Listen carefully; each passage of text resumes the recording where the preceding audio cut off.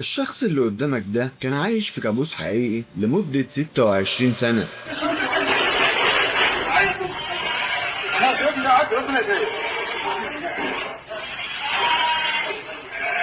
من اللي اختفى في عمره 16 سنة حتى لدرك شحال في عمره 45 سنة. سافر هكا كيبان عدو البارح 2024 وحسب شحال 26 سنة وهو مختفي. بس الكابوس ده ما كانش مجرد حلم، ده كان واقع عاشه شاب اسمه عمر بن عمران. تخيل تكون محبوس 26 سنة تحت كوم تبني في زريبة غنم، وفوق منك على طول صوت أهلك وهم بيدوروا عليك وبيعيطوا كل يوم. سامع صوت أبوك وشايف أمك من خرم الباب ومش قادر تفتح بقك بكلمة واحدة. ازاي شاب في عز شبابه ما يهربش وهو شايف أهله قدام عينه؟ وليه الكلب الوحيد اللي حاول ينقذه مات مسموم؟ ومين اللي كان مخبي السر ده عند الجار اللي كانوا بيسلموا عليه كل يوم؟ 26 سنة والحاجة كانت تحت رجلهم هما ومحدش حاسس بأي حاجة. أنا عبد الرحمن الدهشان، والقصة اللي أحكيها لك دلوقتي هتخليك تشك في أقرب الناس ليه.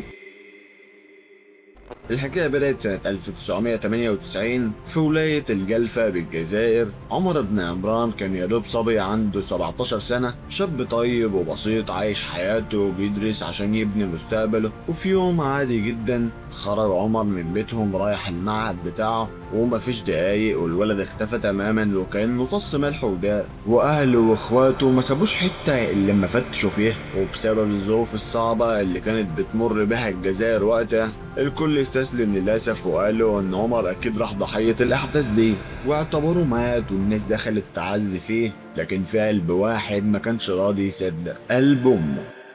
أمه حاسة باللي بنها راه في الجار، راه عند فلان وروحوا شوفوه. يقول لها ودي خلينا العزوز ما كان والو ما كان والو. تلقات المحشك الكلب. الست اللي عاشت سنين وهي بتقول لكل اللي بيقابلها انا حاسه بقلبي ان ابني عايش وقريب مني قوي. وطبعا الناس كانوا بيفتكروا ان الصدمه مأثره على عقلها ومجننه. وعشان الغموض يزيد في لغز الكلب ده كان وافي جدا. وبعد اختفاء عمر بايام فضل واقف قدام بيت واحد من الجيران، بيت يبعد امتار بسيطه عن بيت عيله عمر. الكلب كان بيهوى ليل نهار وبشكل هستيري وعايز يدخل البيت ده غصب. وتفتكروا ايه اللي حصل؟ 20 سنة وهو مختفي. 27 ولا 26 سنة وهو مختفي. ما بين داره والدار السيد اللي خاطفه ما كاش 200 متر.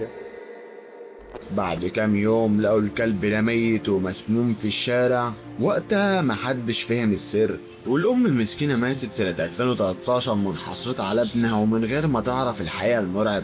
وتمر السنين لحد ما نوصل لشهر مايو سنة 2024. فجأة يظهر بوست غريب جدا على الفيسبوك كاتباه أخت جارهم. الجار ده اسمه بيع عمار، راجل عنده حوالي 61 سنة، شغال حارس وعايش لوحده.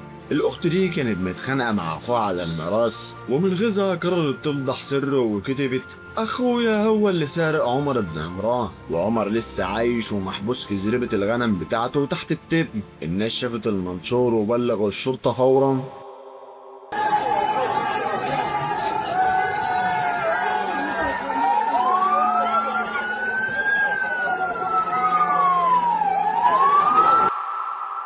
وقوات الامن كبست على بيت الجار وفتشوا البيت كله وملقوش اي حاجه. لكن لما نزلوا زريبه الغنم وبداوا يشيلوا كومه التبن الكبيره لقوا المفاجاه اللي صدمت عقول المحققين. فتحه صغيره جدا في الارض مقفوله بباب خشب. المحققين فتحوا الباب ولقوا جوه الحفره الضلمه دي راجل دقنه طويله وجسمه نحيف جدا وعينيه مليانه رعب وذهول.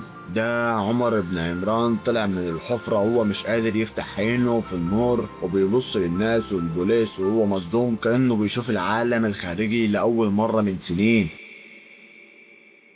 بعد ما خرج عمر الكل سأله السؤال اللي كان هيجنن الملايين: يا عمر انت كنت في زريبة بتبعد 200 متر بس عن اهلك، كنت سامع صوت امك وباباك، ليه ما هربتش؟ ليه ما اتخنقتش وصورت طول ال 26 سنة دي؟ عمر جاوب في التحقيقات بإجابة تصدم العقول. قال انه كان بيشوفهم من خرم الباب والشبابيك بوضوح، وعارف انهم بيموتوا عليه من القهرة. لكن الخاطف كان عامل له غسيل دماغ مرعب ومسيطر عليه تماما بالخوف والترهيب النفسي. كان دايما يهدده ان لو اتكلم او حاول يهرب هيقتل اهله كلهم فورا. الخاطف استخدم اساليب ترهيب بشعة علشان يزرع الرعب في قلبه ويوهمه ان في قوة خفية مراقباه، لدرجة ان عمر من كتر الرعب النفسي كان بيحس ان لسانه بيتربط ورجله بتتسمر في الارض لو فكر بس يهرب. اتحول لاسير نفسي عايش في سجن جوه عقله قبل ما يكون سجن تحت الارض. وبعد التحقيقات المحكمة اصدرت قرار باقصى عقوبة على الجريمة البشعة دي، السجن المؤبد.